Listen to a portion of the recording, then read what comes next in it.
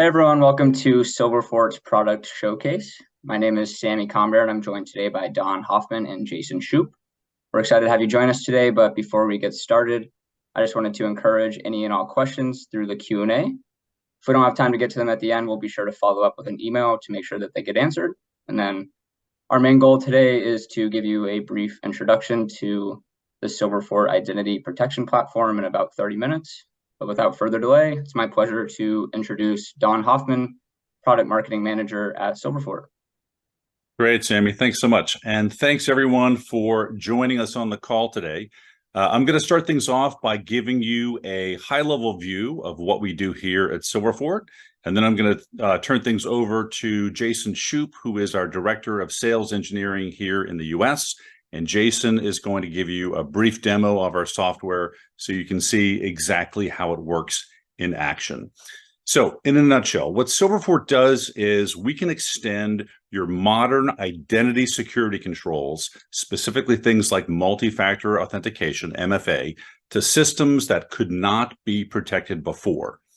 And because we're able to do that, we can actually help you address the most critical security blind spots that exist in your environment.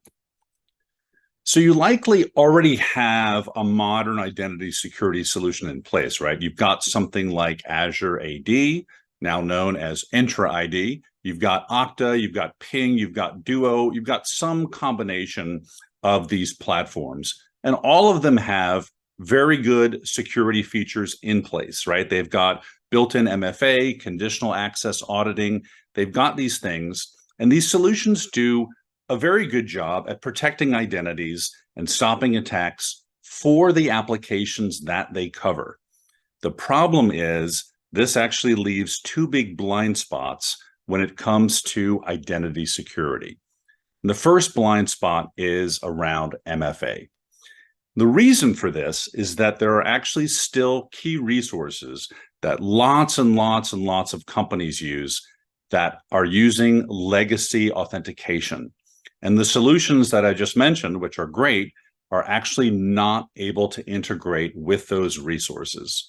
And some examples of those types of resources are on the screen here: command line interfaces, admin consoles, legacy applications, and also several parts of the critical infrastructure itself. And this is exactly why we've been seeing a tremendous spike in ransomware attacks recently, because threat actors are actually able to move between computers in a network by making use of things like legacy protocols that can't actually be protected. So this has really become a major security issue, because we're not just talking about sensitive assets. We're talking about the fact that attackers know about the security gap and they're targeting these assets relentlessly. On top of that, you also have a growing compliance issue, because cyber insurance providers have really tightened the requirements around, for example, where you need to have MFA on your environment. Very specific, granular requirements where you need to have MFA in order to qualify for a policy. So this is blind spot number one. Blind spot number two is around service accounts. So these are these critical non-human identities that exist in lots and lots of environments that perform very important automated tasks. The issue here, though, is that service accounts are very hard to protect, right? You can't actually put MFA on them. They're not human. They can't respond to a prompt. And attackers are targeting these service accounts relentlessly for two reasons. First of all, service accounts often have a very high level of privilege, which makes perfect sense because they need access to important resources to perform their processes. And secondly, attackers know that these service accounts are largely unprotected, which means if they're able to compromise one of these service accounts, they pretty much have the keys to the kingdom. They can move around the environment undetected. Now, some companies are trying to protect service accounts by using a PAM solution, and this actually has problems. One of the main issues is, in order to onboard a service account to a PAM, you would need to know about it. And in fact, there is no tool that exists today in the environment where you can push a button and just instantly know all of your service accounts. And obviously, if you don't know about them, you're not able to onboard them. But secondly, if you do look at onboarding service accounts to a PAM, there are serious issues around password rotation, because if you rotate a password in one service account, it actually may break a critical process if this password is not updated in all of the different dependencies where the service account may have an impact. And then the third element here is also around compliance, right? We are seeing cyber insurance providers and auditors. They are also issuing specific requirements around service account discovery and protection. And if you're not able to do that, you also have a compliance issue. Let me drive this home with a meme. So we can think about modern identity security, let's say, as a gate, right? I've got MFA, so I must be protected.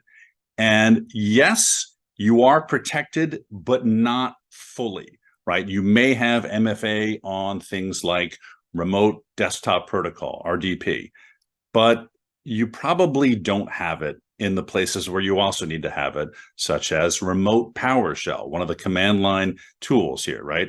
And attackers are using tools exactly like this to connect to the same server, or they're connecting to shared folders. They're also using it, they're also compromising service accounts that don't have MFA.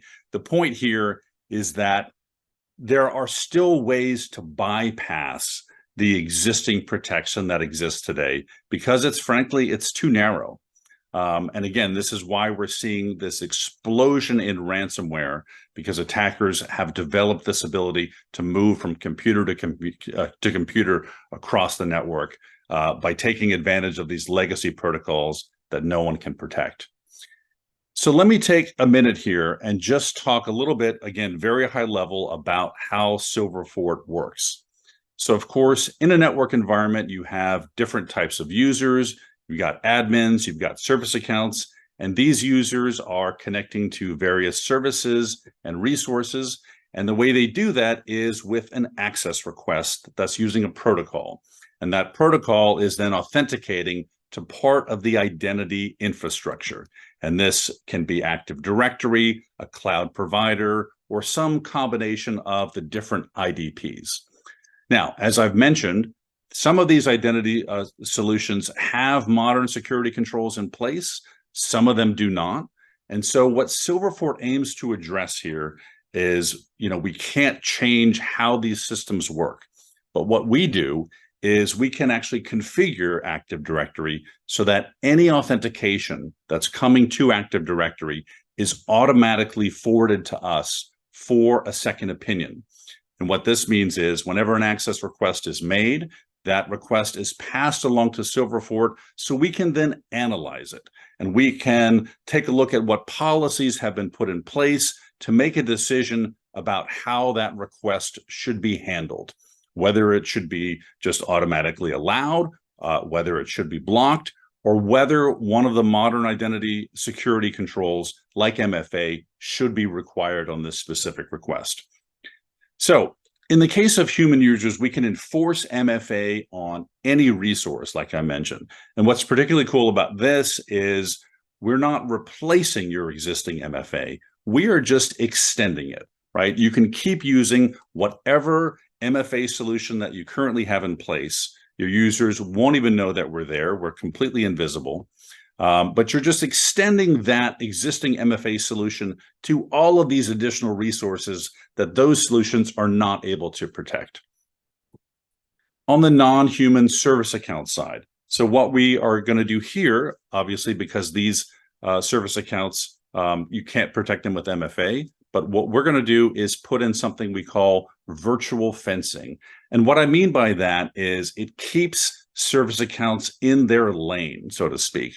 So we're ensuring that these accounts are only able to perform the actions that they were intended to perform, right? So if an attacker is able to compromise a service account, they're not then able to use that to do other things in the environment, to move from here to there, to authenticate to other systems that they haven't done before. We're going to be able to find that, and we're going to be able to block that or send an alert to your SIM.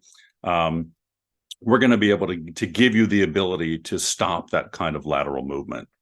So getting back to our authentication flow, once Silverfort has evaluated a request, it sends that verdict back to Active Directory, and the request is either approved, or if there's MFA, if we have an MFA requirement on that, MFA is enforced, or in the case of a service account behaving anomaly, we can block that altogether. And again, this is regardless of the protocol being used, whether this is LDAP, whether it's Kerberos, whether it's NTLM. At Silverfort, we are protocol agnostic. As long as the authentication is going through Active Directory, we can see it and we can take action on it. And this is also something we can do without having to do things like put a proxy in front of it, or install an agent on Active Directory, or really modify it in any way. We can also share all of the authentication data that we're capturing with your SIM, with your XDR, with whatever other products you have in your security solution. And I want to point out here, speaking of the IDPs, that we have a very, very close relationship and a very tight integration with all of the identity providers. And this makes a lot of sense from both sides, right? What we are doing is we are extending their existing solution. We're not replacing it. We're actually helping them get more coverage of the resources that companies are still using.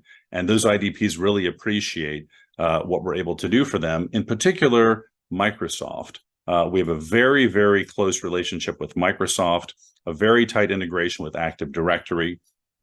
And they actually are a company that recommends our product. We work with them very closely. And you can actually even purchase Silverfort directly from Microsoft as part of your existing contract. So a huge vote of confidence from Microsoft. And this, of course, is really important when you're talking about Active Directory, right? You want to make sure that anything that is integrating very tightly with Active Directory is recommended by Microsoft. It has been tested by them, and Silverfort absolutely has been. The other element I wanted to talk about here for a moment is our architecture. So we have a very non-intrusive architecture, like I've mentioned.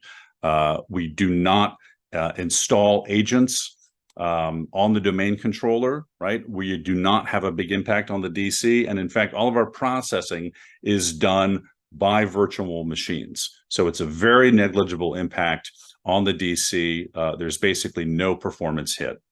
And then finally, I wanted to talk about the fact that we have this really substantial track record, right? We've been in business for 7 years. We have a growing list of major enterprise customers. You see here a quote from GM that have been using our solution very successfully. We're just growing by leaps and bounds. And we really have established this very solid track record in terms of how we're able to help really major global enterprises address this important issue. That is all I have for my portion. I'm now going to turn this over to Jason to walk you through a demo.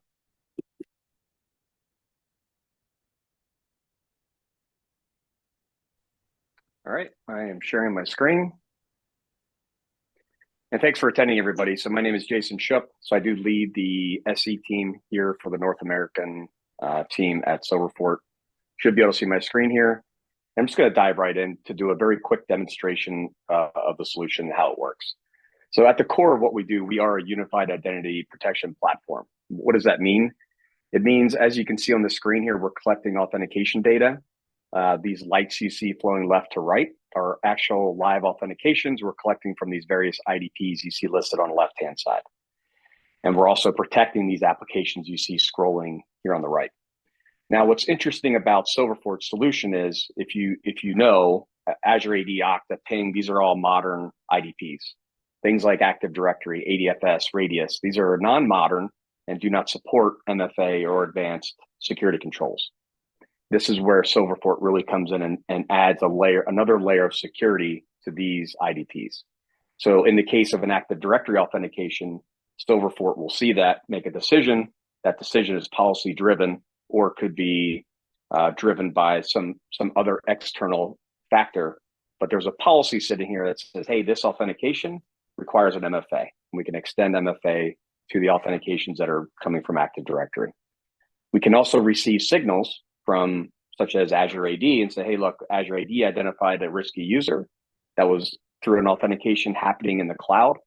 Let's go ahead and extend that same user an MFA on premise within Active Directory to tie those together to make sure that that user is protected and make that user validate they are who they say they are. So let's see what this looks like in action here. I'm connected to a virtual machine. You can see my iPhone is tethered to my system, so you can see the MFA response here and what the user experience looks like. But all I'm going to do is run a simple PowerShell script. And before I run it, I'm printing the command so you can see exactly what I'm doing. Essentially connecting to remote host, and I'm pulling back these three commands that you see listed here: who am I, host name, and k-list. I'll go ahead and do that. And as you see, if I go to my Authenticator app, so what you're seeing here is I'm being asked to approve the sign-in. You see nothing happening on this PowerShell command. So I'm actually going to go ahead and hit approve. So as I hit approve, what you'll now see is we've essentially told Active Directory, I say we, Silverfort brokered that MFA request to Microsoft. The response was received from Microsoft, and we told Active Directory to go ahead and allow that authentication. So as easy as that, without any impact to the user or change in usability, without having to put agents on my endpoint, I was able to add MFA to remote PowerShell session. The significance of being able to do something like this, and this represents really any command line tool that you have in your organization, your enterprise, is PowerShell especially is the #1 tool used to spread laterally. So if you think about ransomware, if you think about other types of malware that want to spread laterally on your network, that's the tool they're going to use. And it's very hard to protect and secure that protocol, especially when the attacker already has the user's compromised credentials. Another quick example here is simple, is RDP, right? There are other applications out there that can extend MFA to RDP sessions. What's unique about Silverfort is, again, there's no agent here. So in a traditional, let's just pick on Duo, for example. If you want to protect an RDP session with Duo, you need an agent on the desktop. You need an agent on the server that you're connecting to. You do not need that with Silverfort. I enter my credentials. Active Directory said, hey, those are the wrong credentials. This never hit Silverfort. So let me go ahead and enter the correct credentials. Once Active Directory passes the authentication, you'll get a prompt here on your phone. And this could be, any authenticator. In this case, I'm going to hit deny. As I hit deny, you'll see our response back to Active Directory was, do not allow that authentication. And you see the generic remote desktop connection message saying that it didn't work, right? Active Directory doesn't know why it didn't work. Just even though the credentials were valid, because of the second opinion coming from Silverfort, we said, say no, do not allow that authentication because of the user's response. So in a nutshell, extending MFA works just like this. It could be for PowerShell, could be for RDP, could be for file shares, could be for any type of authentication that touches Active Directory. We see that, we have visibility into it, and we can add a second opinion to it. All right, so back to more fun here. Policy creation couldn't be simpler. We sync direct into Active Directory, all the objects in Active Directory, and make policy creation a cinch. For cyber insurance requirements, most of those requirements are extend MFA to my domain admins. I don't care what they're doing. I don't care what they're connecting to, where they're coming from. I need MFA for my domain admins because they have the keys to the kingdom. This simple policy says tie into Active Directory, hook into all my domain admins. Again, don't care where you're coming from. I don't care what you're connecting to. Extend MFA, and you can even pick the token of choice. If you have multiple tokens in your environment, you can have multiple tokens listed here. If you want to standardize on one, you could also do that as well. You might be thinking, hey, that's a lot of MFA prompts. You can tune this down, right? So MFA frequency is a configurable thing. Perhaps it's okay for your domain admins to MFA every 8 hours, right? So you could create a simple policy that says, this applies every 8 hours. As long as that domain admin is connecting from the same system, we're going to go ahead and allow them to not have to do an MFA prompt or allow every time they connect for this 8-hour window. And there's lots of other advanced customizations that you can do in here as far as MFA frequency, right? Because MFA fatigue is a real thing, so we can help with that. The other thing that I think of with MFA fatigue is MFA bombing, right? We can actually stop MFA bombing. And I'll show you an example of that in just a minute. Now, on service accounts, this is another major gap that organizations have, and it's not just one customer, it's all customers. All customers that have Active Directory, or all clients, have this issue. And there's two issues here. One is protecting service accounts, and two is identifying service accounts. So what you're seeing on the screen here is a list of every single service account that we've seen based on authentication traffic or based on the fact that it's in a specific group. Let me show you a little bit more detail what that looks like. So when I investigate this particular service account, first and foremost, we see the authentication graph at the top right here. You can see how consistent, how static these authentications are over the past 7 days. This is indicative of machine-to-machine activity, right? Your user authentications would be all over the place. So this is one way that we discover service accounts. The other way that we can discover service accounts is if you have them categorized by name or by group, we can hook in directly to those groups in Active Directory, and we can pull those out and populate those. Either way, these two methods discover every single service account that's going to authenticate on your network over time. You can also see that this service account is at low risk. You can see any associated risk indicators. There's a couple here listed with this one. This account has an old password. Could be extremely useful for you to know, hey, we have a requirement, an SLA requirement to change these passwords every 6 months. You can use that as a key indicator to understand, hey, you need to change the password. We also capture every single source and every single destination of where this service account is authenticating from and to. So I can tell you every single place and export it to a CSV file. You can ingest this into your PAM solutions, make PAM onboarding a cinch. Okay, we can see any active policies, and then we can also see every single authentication attempt here. So that's the investigation tab with the service accounts. Note the other things that we are capturing here, other very useful things like any brute force against these accounts. Which of these accounts are highly privileged, right? You install Silverfort, you discover all your service accounts, where do you start? Hey, start here with these highly privileged accounts. Most of your service accounts have too many privileges, too many permissions. Let's bring that down to the normal of what it should be, right? You can also see any accounts that are being used interactively. So these are accounts that someone's actively logging into, and it's also being used programmatically, often a policy violation. Now, all this information is great. What do you do with it? So we have the ability to also protect these service accounts. So again, let's pick on this top service account. I already know the sources and destinations. I showed you how we discover those. You can then use that information to build a policy. We refer to it as virtual fencing to lock down that service account. So you have three options here. One, we will automatically build this policy. You can come in and customize and tune it. But as this policy is defined right now, if this service account authenticates anywhere except this account, or this system and this system, and goes anywhere other than this system, we're going to alert the console, and we're also going to send an alert to your SIM.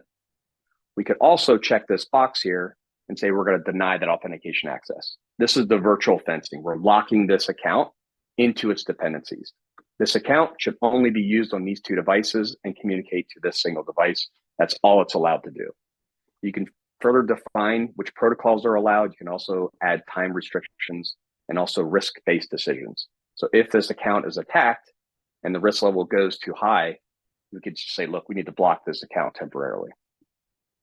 Okay, or block all authentications from this account temporarily.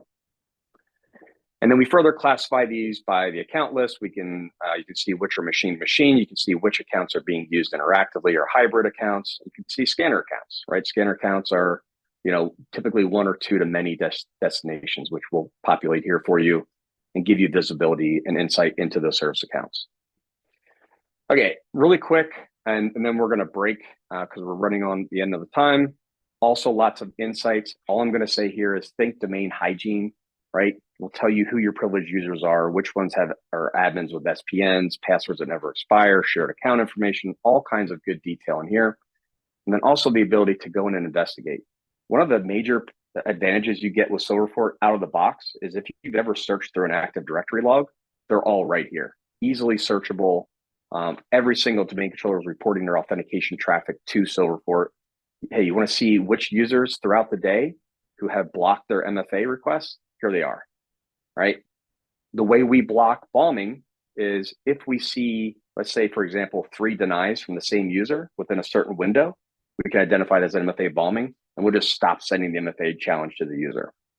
But you have all of this logging, all this information that you can use as a feedback loop to understand what's going on with your users, right? Perhaps you want to see every authentication that didn't come from America, right? You can do a quick search and filter on all this data and see lots of valuable information here. Okay, with that, we are going to pause. I haven't been checking the chat, but I think that hopefully there's some questions that were brought up. Yeah, it actually looks like a couple came through for you, Jason. But first off, thank you, Don and Jason, for a great demonstration. But before we get to those, I just wanted to let you all know that if you'd like to continue this conversation or maybe see a more in-depth overview of Silverfort, please drop me a note in the chat and I'll be sure to follow up with you. But into the first question, looks like it's for you, Jason. How long does it take to gather a baseline to determine what activities of service accounts are normal or not? Yeah, so it starts immediately. So the baselining starts immediately and it gets more accurate over time. Typically what I say is about a month, right? Once these authentications are happening for about a month, we start to understand the baseline of the information. We see what's normal, and we can start to see what those actual deviations are. So a month is a good rule of thumb. And again, you don't have to do anything. You just sit there and let the authentication traffic as it happen as it normally does. All right, and then to number 2, what kind of resources does the AD adapter require? And will there be any latency with authentication traffic? Great question. So during Don's presentation, when he was showing the slide of how it works and how we send authentication traffic from the domain controllers to Silverfort. So there is a single AD adapter that sits on that domain controller, and that is what brokers that authentication traffic to Silverfort. And when we say to Silverfort, Silverfort is actually running on premise in virtual appliances. So what that AD adapter does, it's non-intrusive. It sits there. All it does is send a copy. It pauses the authentication traffic so that Active Directory can't immediately respond, pauses the authentication to us, and then waits for us to tell the Active Directory domain controller whether to allow that authentication to go through or block it.